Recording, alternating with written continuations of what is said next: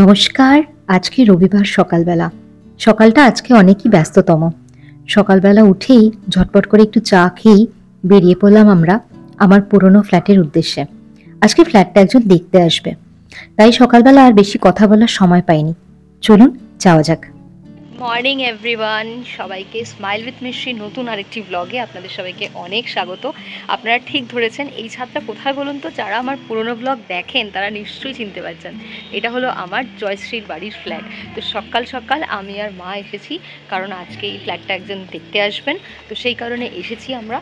তো এখন ওনাকে দেখানো হয়ে গেছে যদিও। তারপরে আমি একটু ছাদে আসলাম। ছাদে এসে ছাদটাকে আমি প্রচুর মিস করি, এবং এই ছাদটার রিপ্লেসমেন্ট হয়তো হবে না কোনো দিনও, অন্য কিছু হবে জীবনে। আমার এখন যেই বাড়িতে রয়েছে সেই বাড়িতেও একটা ছাদ রয়েছে, কিন্তু সেটা অনেকটা উঁচুতে, আমাকে অনেকটা লিফটে করে যেতে হয়। তো সেই জন্য ভাবলাম এখানে আজকে এসেছি, একটুখানি ছাদটা এনজয় করেই নিই। দেখুন, এই খোলা আকাশটা দেখেছেন? এই ছাদটা থেকে এত বড় খোলা আকাশ দেখা যায় বলেই হয়তো আমার এই ছাদটা এত বেশি প্রিয়। আর আমার পাড়াটাও খুব বেশি প্রিয়, কারণ এই পাড়াটার সাথে আমার সম্পর্ক গোটা 30 বছরের ওপরে। আপনাদেরও কি আমার মতন এরকম খোলা ছাদে ঘুরতে ভালো লাগে? কার কার বাড়িতে আপনাদের ছাদ আছে আমাকে কমেন্টে নিশ্চয়ই জানাবেন। আপনাদের কমেন্টস আমার পড়তে খুব ভালো লাগে। চলুন বাড়ি ফেরার আগে আমার এই বিশেষ স্থানটির সাথে কয়েকটি বিশেষ মুহূর্ত আমি উপভোগ করে নিই।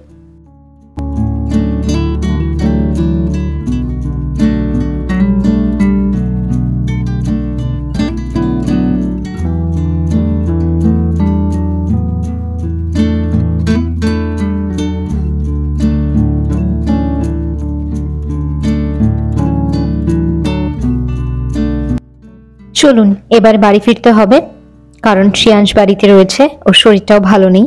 তাড়াতাড়ি বাড়ি যাব। এখন সিঁড়ির দরজাটা বন্ধ করে নিই। নিচের ফ্ল্যাটটা আমার অলমোস্ট গোছানো হয়ে গেছে। আর বাড়ি ফেরার সময় দেখুন, এটা আমার স্কুলের দিনগুলো কি মনে পড়ে যায়। এই স্কুলের পাশ দিয়ে যখন যাচ্ছিলাম মনে হচ্ছিল যে পুরোনো দিনগুলো যদি আবার ফিরে পেতাম। বাড়ি এসেই সমস্ত কাজ পড়ে রয়েছে, কারণ সকালবেলা কিছুই করে যেতে পারিনি।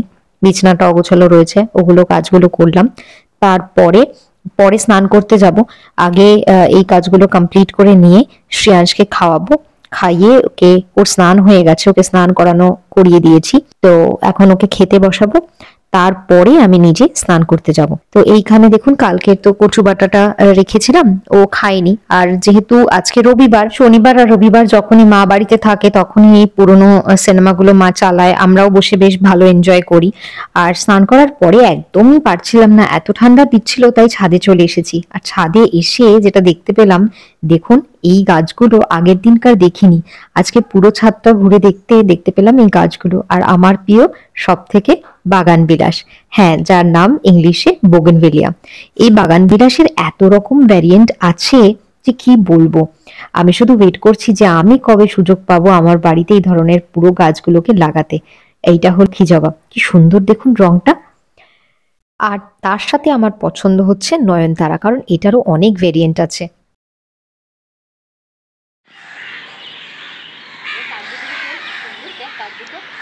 কোনগুলো?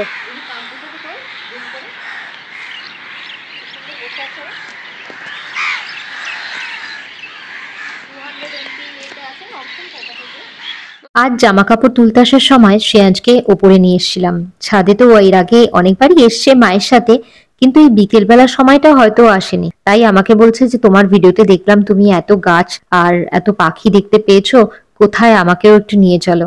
তাই আমি ওকে নিয়ে গিয়ে পাখি দেখালাম, যদিও আজকে কাক আর শালিক ছাড়া আর কিছুই আসেনি। শনিবার রাত থেকেই শ্রেয়াংশের শরীরটা তো খুব খারাপ ছিল, তো বললাম যে ওর জ্বর ছিল, জ্বর অবস্থায় পরীক্ষা দিতে গেছিলো। আজকে সোমবার, সারাটা দিন কালকে তো শরীরটা খারাপই গেছে। জয়শ্রী থেকে কালকে ঘুরে আসার পরও আমি সেরকম ভিডিও কিছু বানাইনি, কারণ ওর শরীর ভালো ছিল না। তারপরে তো দুপুরবেলা খাওয়া দাওয়া করার পরে শুয়ে পড়েছিলাম, এবং এই যে এখন কেমন আছে শরীর।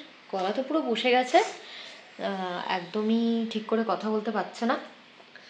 আমি ঠিক করে কথা বলতে পারছি না না, ওটা ঠিক করে কথা বলে না। তো জাস্ট আমি চিৎকার করতে পারছি না, তাই তুমি এটা মানছো না।